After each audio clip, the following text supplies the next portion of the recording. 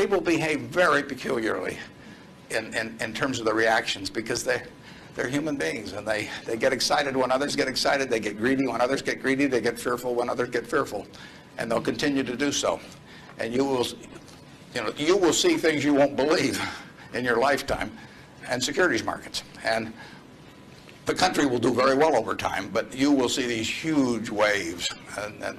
And if you can stay objective throughout that, if you can detach yourself temperamentally from the crowd, you get very rich.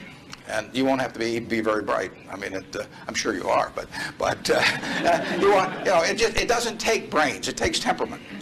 It takes the ability to sit there and look at something. When I started out in 1950, I would go through and find things at 2 times earnings, and they were perfectly decent businesses, and people wanted jobs at those companies, and everybody knew they were going to be around, and they wouldn't buy them at 2 times earnings, and that's when interest rates were 2.5%. I started selling securities when I was 21, and a Kansas City life insurance company happened to be a fairly prominent company in Omaha, and the policies they sold you, if you were buying life insurance from them, had a built-in assumption of 2% interest. The stock of Kansas City Life was selling at less than 3 times earnings. You were getting 35% if you bought the stock. No question about the soundness of the company. I went to the local agent.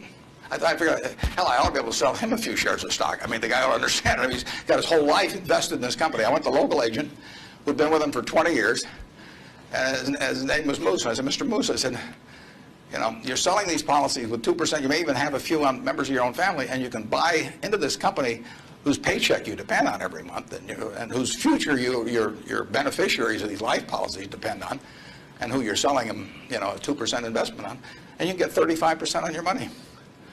And he said, stocks aren't any good. And I couldn't sell you, I was a lousy salesman. I mean, well, you have to start with that. But it just blew me away. It blew me away. I thought, sometimes I used to wonder if I was nuts.